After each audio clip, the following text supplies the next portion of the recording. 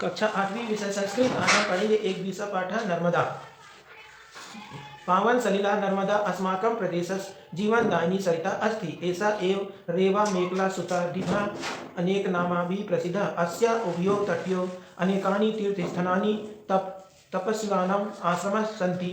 प्राचीनकालादेव अस्याः पवनतटयोः तपस्विनी सिद्धस्थानानि सन्ति। अतः जनाः नर्मदा परिक्रमणं कृत्वा आत्मनं धन्य पवित्रं च मन्यन्ते। अत्यंत नरसिंहं सौंदर्यमपि दर्शनीयम्। इस पाठ में नर्मदा नदी के बारे में बताया गया है। कहा है पवित्र जल वाली नर्मदा हमारे प्रदेश की जीवनदायिनी नदी है। यही रेवा, मेखला, सुता इत्यादि अनेक नामों से प्रसिद्ध है। इसके दोनों तटों पर अनेक तीर्थ स्थान और तपस्वियों के आश्रम हैं। प्राचीन काल से ही इसके पवित्र तटों पर तपस्वियों के सिद्ध स्थान हैं। इसलिए लोग नर्मदा की परिक्रमा करके स्वयं को धन और पवित्र मानते हैं। यह विद्यमान प्राकृतिक सौंदर्य दर्शनीय है। अनूपपुर मंडले अमरकंटकम नाम पर्वतो यसी तत् एवं नर्मदा प्रादुर्भाव भवति। तदनन्तरम् एषा नगरयासु उत्कर्ण पर्वतेषु च भ्रमणं कुर्वन्ती डिंडोरी मंडलं प्रविशति। डिंडोरीतः सर्पाकारगत्या उच्चवामार्गेण महाराजपुरं प्राप्नोति। ततः जबलीपुरम् आगच्छति। श्वेतशिलाखण्डानां कृतसप्रसिद्धे भेड़ाघाट नामके स्थाने धूमधार जलप्रपात स्वरूपं धारयति। तद अवलोकनार्थ बहवः पर्यटकाः अत्र आगच्छन्ति। इसके बाद नर्मदा नदी अनूपपुर जिले में अनूपपुर मंडले अमरकंटक नाम पर्वत अस्ति, यानी अनूपपुर जिले में अमरकंटक नामक पर्वत है। वहां से नर्मदा निकलती है। प्रादुर्भाव भवती यानी वहां प्रादुर्भाव यानी वहां से निकली है, वहां से नर्मदा निकली है। उसके बाद वह घने जंगल तदनंतरम ऐसा नगरणेषु उत्कुंठ पर्वतेषु च भ्रमण कुर्वन्ति। और उसके बाद वो नर्मदा नदी घने जंगलों में और ऊंचे पहाड़ों में भ्रमण करती हुई डिंडोरी जिले में प्रवेश करती है। डिंडोरी से सर्पाकार गति से ऊंचे ऊंचे मार्ग से महाराजपुरम मंडला में प्रवेश करती है। उसके बाद जबलपुर आती है।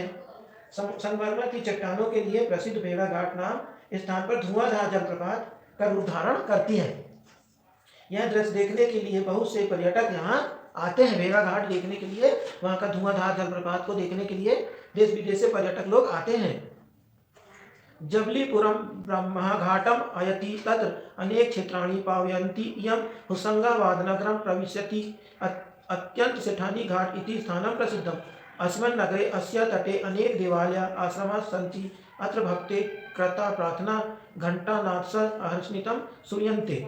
और इसके बाद नर्मदा नदी जबलपुर से ब्रह्मांड घाट आती है। इसके बाद अनेक क्षेत्रों को पवित्र करती हुई यह होशंगाबाद नगर में पहुंचती है। यहाँ स्थित सेठानी घाट जो है बहुत अच्छा प्रसिद्ध स्थान है। इस नगर में इस तट के अनेक मंदिर और आश्रम हैं। यहाँ भक्तों द्वारा की जाती प्रार्थना और घंटा की ध्वनि दिन रात सुनाई देती है। एतो वेगवती एषा तरुणी ओंकारेश्वर नगरम ईश्वर स्थिति। अत्र अमलेश्वर नाम ज्योतिर्लिंगम समाराध्यन्ति ओंकार इव आकृति धारयति। अत्रैव अध्याशंकराचार्यस्य गुरु गोविंद पादाचार्यस्य पवित्र स्थानम आप्रस्यति।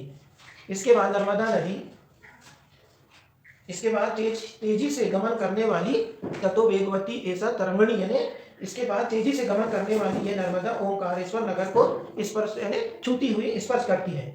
कहाँ जाती है? ओंकारेश्वर।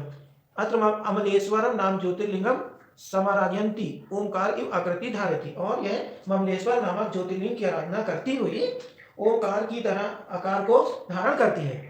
और ये गोविंद पाद आचार्य जी का पवित्र स्थान यहीं पे है, ओंकारेश्वर। तत्मंडल मिश्रे मंडिता मंडलेश्वर नगरमापि ऐसा मंडयति। और इसके बाद यहाँ से मंडल मिश्र द्वारा सुशोभित मंडलेश्वर नगर को भी यह सुशोभित करती है। उसके बाद कहाँ जाती है?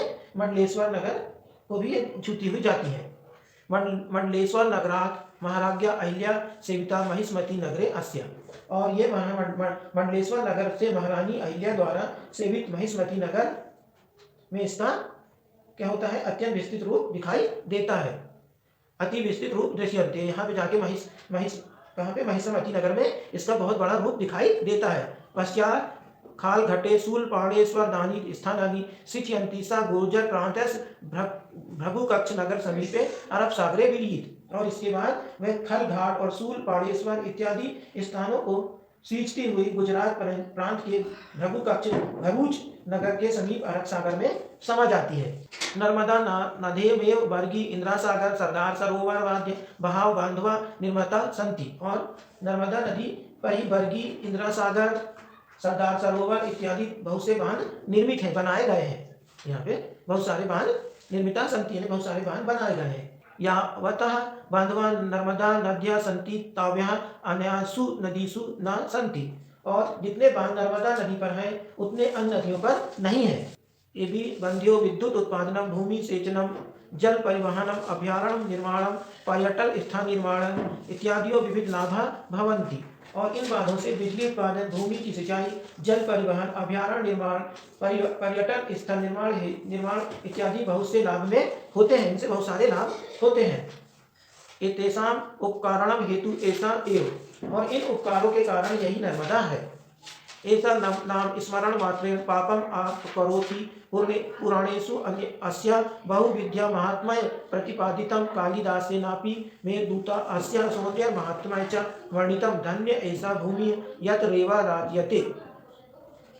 और कहा जाता है कि यह नर्मदा नदी का नाम स्मरण करने मात्र से ही पापों को दूर करती है। नर्मदा नदी के नाम का स्मरण करने से ही ये अपने पापों को दूर करती है। पुराणों में अनेक प्रकार से इसकी महिमा प्रतिपादित है। कालिदास ने भी मेघदूत ग्रंथ में इसके सौंदर्य और महिमा का वर्णन किया है। धन्य है यह भूमि जहाँ नर्मदा सुशोभित होती है।